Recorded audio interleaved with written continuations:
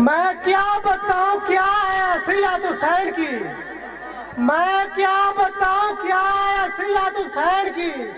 खुदा ने बनाई है कितनी आला तबीयत हुसैन की।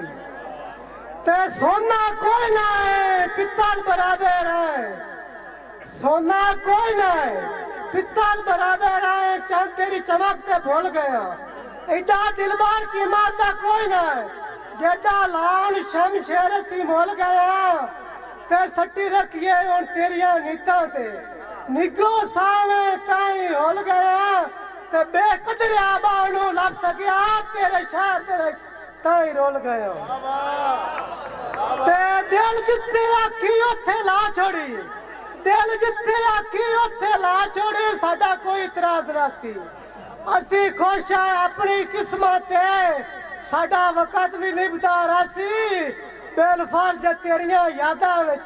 शमशेर दा दिल घबरासी कर याद भी आने वेलिया नू थोड़ा रो के चुप कर जासी।